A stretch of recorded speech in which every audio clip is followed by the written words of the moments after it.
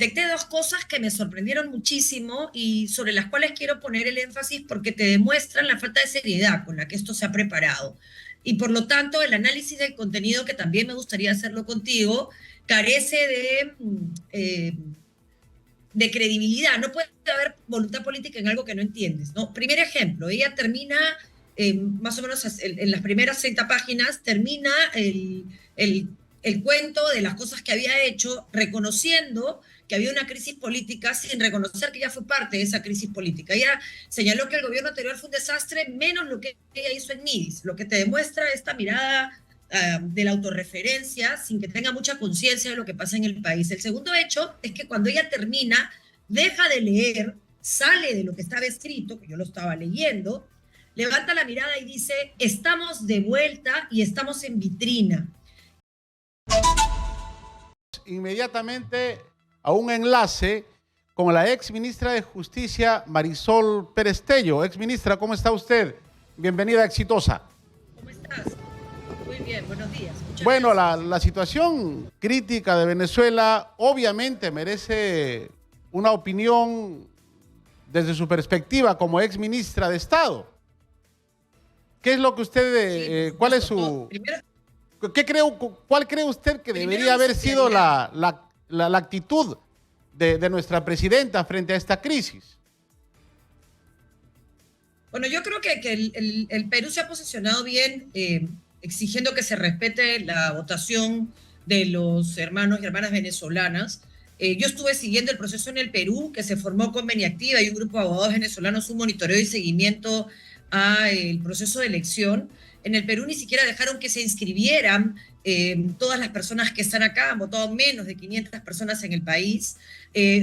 Algunas personas se les cambió la dirección de votación, viviendo más de 15 años en el país, haciendo que pretendiendo que votaran en Venezuela. Ha habido una manipulación del voto en el extranjero brutal, porque evidentemente saben perfectamente que quienes han salido de Venezuela no lo han hecho con el ánimo de quien busca oportunidades, sino huyendo de la muerte, del hambre, de la falta de empleo, de la dictadura y de la opresión que una dictadura genera.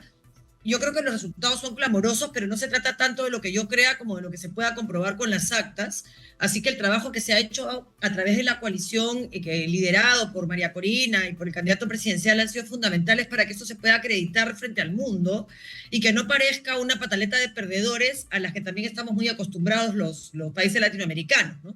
Entonces, claro, hay una solidaridad con el pueblo venezolano por la evidencia de la opresión, de la represión, de la falta de garantías para que se ejerce el voto en el extranjero y de todas las historias que hemos escuchado en estos días de impedimento para que se pueda acompañar las mesas, de bajar a los presidentes de Copa, de no permitir el ingreso a Venezuela, de expulsión de personas que fueron a ser observadores, que no eran afines al régimen. Así que yo creo que este es el inicio del fin.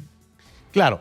Exministra, vamos al tema del mensaje presidencial. Bueno, ya desde el Ejecutivo han aclarado que no hay ninguna intención de privatizar alguna EPS que tenga que ver con la administración del agua, que muchos están catalogando esto como una privatización del recurso hídrico, que es para el consumo humano. Pero sin embargo, estas EPS que administran este recurso a nivel de todo el país aparentemente son un fracaso. Siempre están con las cifras en rojo. ¿Cuál es su opinión al respecto? Sí, mira, es un buen planteamiento. A mí me llamó mucho la atención en la manera directa como lo señalaban. A mí ya cuando ella subraya algo me da terror, porque siento que va a ser exactamente lo contrario. Y en realidad no sería malo que se evaluaran mecanismos para que los peruanos y peruanas tengamos agua, ¿no? La brecha de acceso al servicio de agua es muy grande en el país y los pobres entre los pobres son los que pagan el agua más cara del país. Y eso tiene que ver con una falta de capacidad de un servicio de calidad y eficiencia, ¿no? Recordemos hace 30 años o 20 años los problemas que teníamos con la telefonía y lo caro que era para un peruano promedio tener un teléfono en su casa. Cuando tú abres la oferta, obviamente se puede satisfacer la demanda con mayor calidad. Y eso no significa bajo ningún punto de vista el pretender privatizar nada, significa pensar en el destinatario de un servicio. Y el destinatario de un servicio somos todos y todas, y la verdad es que el agua en el Perú es un problema real. No hay lugares en donde no hay agua, hay que comprar el agua, que es carísima. En otros lugares, como mi tierra en Tacna, el agua no tiene calidad y hay que tomar agua embotellada, y eso, por supuesto, genera un costo adicional a las familias. Y eso tiene que resolverse con serenidad, con sensatez. Yo creo que ha sido un discurso grandilocuente en el cual la falta de credibilidad del interlocutor hace que su contenido en realidad carezca de sentido. 25 páginas de lo que dice que ha hecho, y gran parte de las cosas no las ha hecho ella, sino que han sido, digamos, hechas por, por el sector privado, pero bien, yo las reconozco lo bueno, y gran parte de los anuncios, ella no tiene mucha claridad de por qué tienen que hacerse, ¿no? Por ejemplo, el tema del sistema penitenciario, y eso es muy grave porque se trata además de una materia que le preocupa a los peruanos, que es la seguridad. Claro, bueno, no sé si usted soportó las 5 horas escuchando el discurso, pero de todas maneras, supongo que lo ha leído. ¿Qué rescata usted de este mensaje presidencial? Mira, yo leí las 79 páginas y escuché el mensaje mientras las leía, ¿no? El ritmo lento en realidad, pero detecté dos cosas que me sorprendieron muchísimo y sobre las cuales quiero poner el énfasis porque te demuestran la falta de seriedad con la que esto se ha preparado. Y por lo tanto, el análisis del contenido, que también me gustaría hacerlo contigo, carece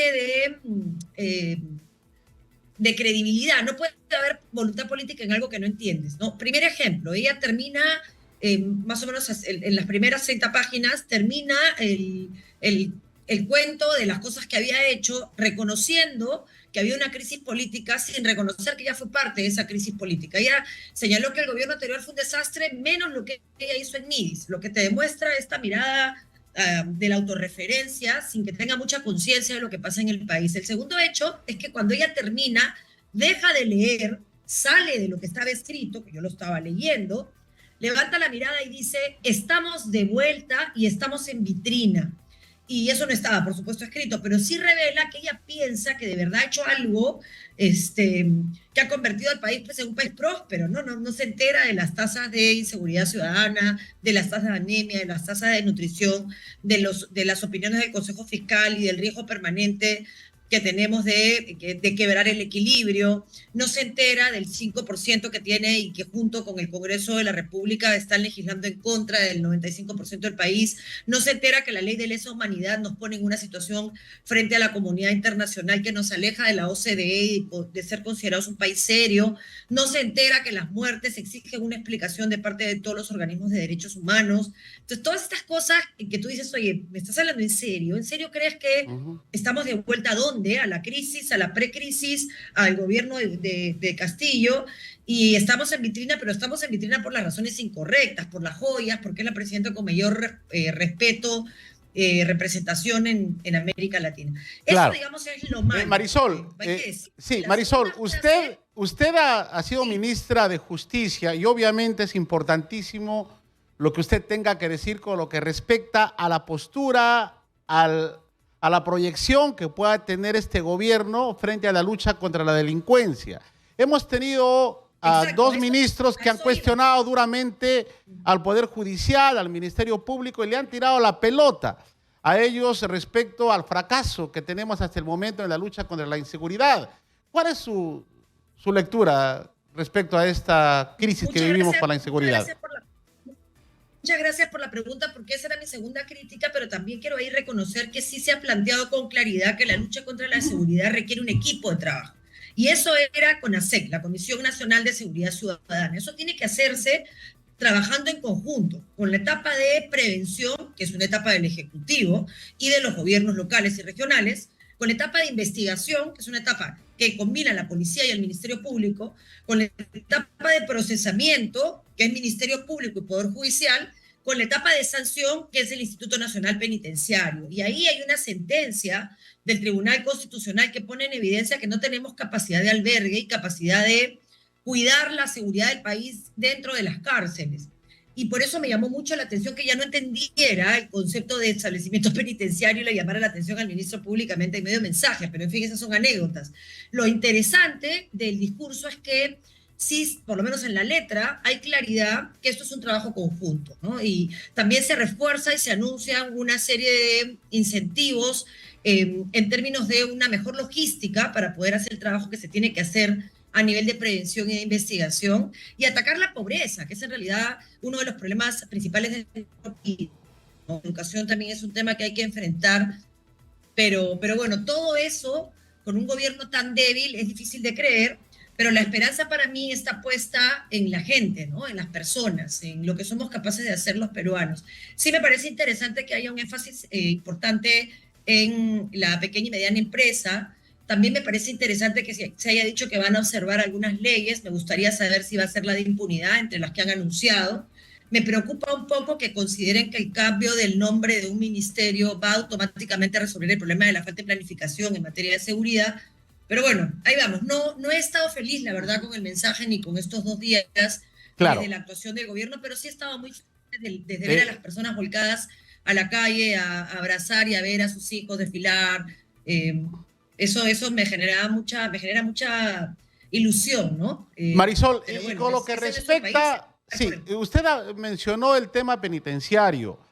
¿Qué tan complejo puede ser plantear una reforma del sistema penitenciario? Porque hay que recordar también que la delincuencia sigue operando desde la prisión y los delincuentes ahora no le temen ir a la prisión, al contrario, ¿no? Son unas cortas vacaciones y se instalan cómodamente en ellas para seguir delinquiendo. Eso no es del todo cierto, ¿no? Hay penales como Cochamarca que tienen un régimen súper duro, hay penales como Anconuno, hay penales como Castro Castro. El problema es la capacidad de albergue, ¿no? Tú si tienes un penal que debería de tener a 1.500 personas y tienes 5.000, es imposible pues que puedas mantener el orden, la disciplina, hacer que trabajen. Y entonces eso sí pues genera desorden, ¿no? Y tampoco se ha terminado de resolver el problema de los teléfonos, ni de bloquear las señales, y cuando se bloquea mal, entonces perjudicas a todos los que están alrededor del penal. Eso pasa en Tacna, pasa en Chiclayo, pasa también en Castro Castro y en Lurigancho. Entonces, hay un problema, sí se puede resolver el problema del sistema penitenciario sin mucho esfuerzo, solamente con claridad. No hay que construir un penal que sea mucho más eficiente, o varios penales, pero no se trata de meter más gente a la cárcel, se trata de meter a la gente correcta, ¿no? Entonces, no puede haber abuso de la prisión preventiva, no pueden haber casos como, por ejemplo, los temas de alimentos, que debería de buscarse otra solución para atender la demanda de los niños, que no sea la prisión. En delitos culposos tampoco tiene mucho sentido cuando no hay dolo, cuando digamos, hay que hacer una sanción, por supuesto, por un delito culposo, pero no es un tipo que sea peligroso. Hay que distinguir qué cosa es un peligro para la sociedad y qué cosa requiere otro tipo de medidas, por ejemplo, sanciones económicas, y eso requiere una política penitenciaria integral, ¿no? Nosotros en el 2016 declaramos en emergencia el sistema penitenciario.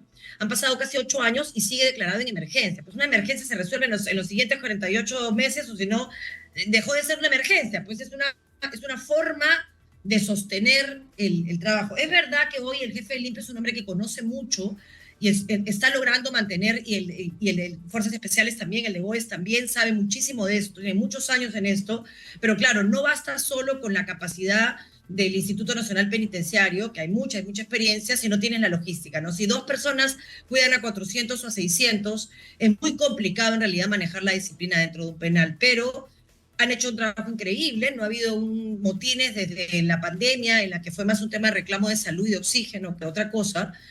Pero no hay construcción de penales, no se usa el grillete, que debería de usarse muchísimo más para que los que están por cumplir condena, que ya han progresado en su conducta, puedan, digamos, liberar y dejar a los que de verdad son un peligro. Pero si en el momento en que la presidenta lee el mensaje, para y dice, en el título además, seguridad y establecimientos penitenciarios, para la mitad y dice que SP, y voltea y le pregunta al ministro, te das cuenta que ni siquiera lo leyó. Y eso es una falta de respeto al país. Claro. Eso la verdad es que tampoco puede soslayarse, ¿no? Hay que tomarnos en serio lo que está en juego. Miremos Venezuela. No queremos eso para nuestro país. Nosotros queremos paz, libertad, justicia, y en esos valores solamente se pueden garantizar en democracia. Claro, exministra, precisamente en esa línea... fuerte y honesto que pueda hacer eso. Claro, en esa línea usted estuvo presente en las marchas de familiares de víctimas durante las protestas contra la gestión de la señora Dina Boluarte. Ahí se registraron 2 detenidos. ¿Usted cree que hubo un exceso por parte de la policía con estas detenciones? Mira, yo estuve frente a Palacio de Justicia efectivamente acompañando a las víctimas en una muestra de solidaridad. Hay varios casos ahí bien duros. Hay un caso de Rolly que dicen que tiene, digamos, el brazo perforado y no hay ningún tipo de justicia. Ahí hay varias cosas que hacer en realidad. Eh, y estaban en la comisaría de Cotabambas, dijeron que eran 5 personas y están felizmente monitoreando cuáles son las situaciones por las cuales se les detuvo. Yo no creo que la protesta legítima tenga que ser perseguida, penalizada, ni reprimida, ni con balas, ni con cárcel. Sí creo que no se puede permitir ningún daño a la propiedad privada, ni al patrimonio, ni a otra persona, pero en todo caso, según entiendo, lo que pasó en Cotabambas, en la comisaría de Cotabambas fue un exceso, pero en cualquier caso hay un monitoreo y hay mucha responsabilidad de parte de personas que acompañan las marchas. Yo no comparto todas las consignas de la marcha, pero sí comparto el sentimiento general de tengo que decir, y tengo que decirlo con claridad, que no me representa este Congreso y no me representa este gobierno, y sin embargo amo a mi país y voy a seguir trabajando por él. Y yo creo que ese es el mensaje de muchos de los peruanos que salimos a las calles o que, digamos, hicimos manifestaciones virtuales, ¿no? No creas que ese 95% que no te respalda lo hace por algo personal, lo hacemos porque no representas lo que queremos para el Perú. Y Perfecto. este mensaje presidencial no hizo más que sumar a esa sensación de descrédito y de falta de legitimidad. Muy bien, Marisol Pérez Tello, muchas gracias por atendernos. Gracias.